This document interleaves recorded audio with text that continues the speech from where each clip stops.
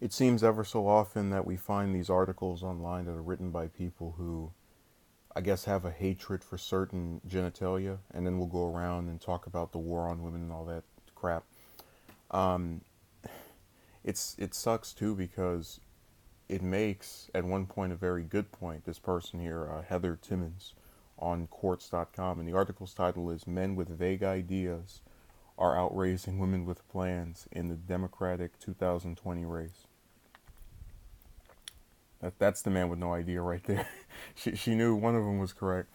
Okay, Beto O'Rourke raised 6.1 million in the 24 hours after he announced he was joining the 2020 presidential race, edging out Bernie Sanders for the highest one-day total announced so far by any Democratic candidate.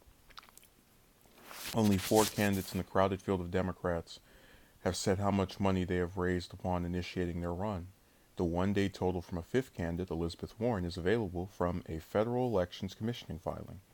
So you can see down here, O'Rourke has 6.1 million. By the way, because I have, I guess I made it pretty clear I'm a big Sanders supporter. Um, you have a person who, in O'Rourke, is barely able to get maybe 7 or 8% in polls, and then they coincidentally happen to raise the most money of anybody, which the money itself is correct, but they're not factoring in that Sanders had still most likely has the most donors, individual donors. So in other words, O'Rourke only has the millions of bucks because he got it from a couple of people who have. You get the point. That whole thing of him not taking PAC money is it's gone out the window. Okay, so Warren's total represents the money raised the day she announced she was forming an exploratory committee. Amy Klobuchar's campaign released its solo for the 48-hour period after she formally announced. I still couldn't believe she was able to get anyone, any individual, to donate to her, but that's another story. The gap between what women candidates have raised so far and the two leading men have is part of a common pattern in American politics. In 2018 midterms, Democratic women candidates raised on average 500,000 less than men did, NPR found.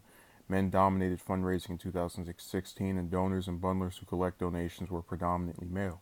Still, women donated a record amount, about 400 million, to Democratic national candidates in 2018, accounting for about 36% of all donations in congressional races. So, look, this stuff right here I'm not dismissing, but let me explain why this is stupid, okay?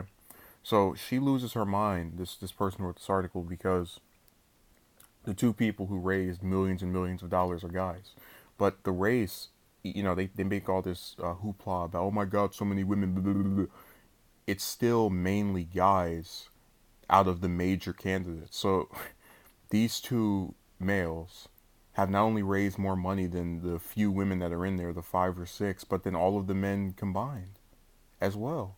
That's why it's really stupid. And, you have to ask yourself, if the women candidates are in the middle of these two guys and then all the rest of the other males, that must mean that there's something in those two that people don't see in the other ones. Just saying.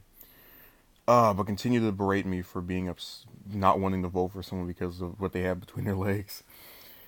Nearly all Democratic candidates have pledged to not take corporate political action committee money ahead of the 2020 primary, which can make early fundraising totals a measure of their popularity with voters. Unlike many of the candidates he's running against, O'Rourke's huge amount of money was raised without the benefit of well-crafted policy positions or even an outline of what he was running on. That is true.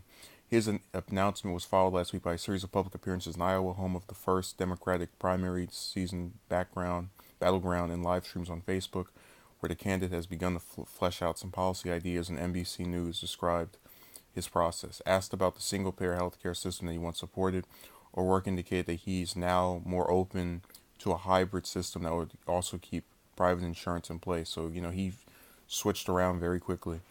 Quizzed about Brexit, Big Pharma is wonderful, man. Britain's jumbled exit from the EU that is scheduled to happen March 29th. He said he didn't have any position on the issue. I mean, I kind of don't either because I don't live there, so it's not a pressing concern to me. O'Rourke is also still working on getting a campaign manager. He told voters in Iowa on his campaign website, where you can donate, sign up to an email list, or shop for merchandise, there's still no explanation of his policies or platform. Now, this is where this person pisses me off. Sanders, the other candidate to raise millions in the 24 hours have been less vague on the campaign trail, pledging a Medicare for all single payer system, raising the minimum wage, and free college tuition for all, key elements of his 2016 campaign. However, Sanders still struggles to explain how exactly he would, for example, add 180 million Americans to the nation's Medicare rolls. I mean, how the hell did you add the ones who are already there do the exact same thing? It's not, again, like, this is what I'm talking about, where it's like you want to shake the person's hand, and right before you can shake it, you find out that they've installed needles in there so that when you stick your hand down there, it's going to start bleeding. What she says about O'Rourke is true. About his website, about the platitudes, whatever.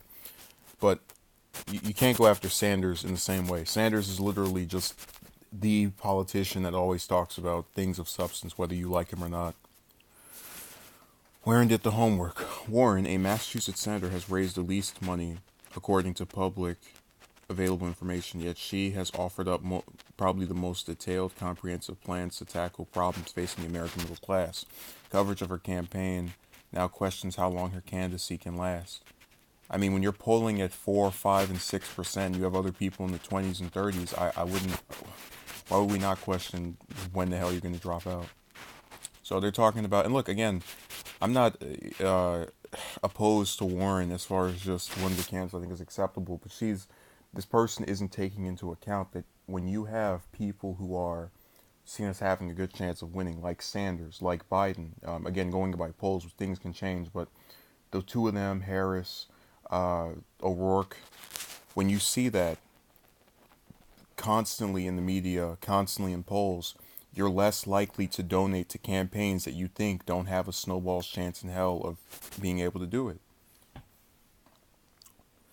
At a rally over the weekend, O'Rourke was pressed for details about health insurance by one Iowan who referred to Warren as the gold standard of policy. So this is, again, more like the crux of what pisses me off about this article. And I probably won't read any more after this because it's so ridiculous. Klobuchar, Warren, and Gillibrand excelled in Congress. Overall, Klobuchar have a much better track record. So this is why I don't like these kind of articles, because they're really slanderous. Now, it's true that Klobuchar passed the most bills in Congress out of any of the people running, right? And you see how good it's doing for her when she's at, was it like 3 or 4%? But the problem with getting pissed off about, not getting pissed off. The problem with trying to use that as an indicator of who's been the most successful is that a lot of times what the person passes either doesn't matter, or it's something that really, I guess I'll put it to you this way. Let's pretend there's a session of Congress, right? I'm a member of the House, and I want a bill that takes away, birthright citizenship, and if you don't buy a property in the U.S., you get deported, and that's the only bill that passes in both chambers that year, or that in that session of Congress. So, in being the only bill, right? I can now brag about it. I passed more stuff than anybody else, and how I'm the one who accomplished the most, when what I wanted to put out there wasn't even that good. Actually, it was probably terrible, if most people get their say on the matter. My point is, all this stuff about passing something, blah, blah, blah, blah. It's like, dude, she goes along with everything the Republicans do. That's why she was able to pass stuff to begin with. It's like, oh my God, I'm so impressed that during gridlock you pass bills that don't even benefit or otherwise impress your base, which is why your campaign is going to hell. And this is more stuff that doesn't matter. Everybody misses votes. As O'Rourke's fundraising numbers show, though, the consistency shown by Warren Klobuchar. I like how this idiot can't even spell. I thought my computer had some stuff on. She can't even spell her name. She's accomplished so much. I don't even remember who she is. As O'Rourke's fundraising shows, though, the consistency shown by Warren Klobuchar, or as this person says, Klobuchar and Gillibrand, doesn't automatically persuade voters to open their wallets. That's absolutely correct.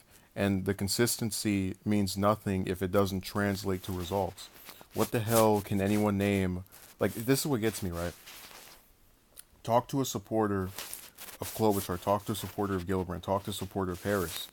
I guarantee you none of these, and it goes for Booker, for O'Rourke, most of these people, they can't name a single bill slash law that has anything to do with them.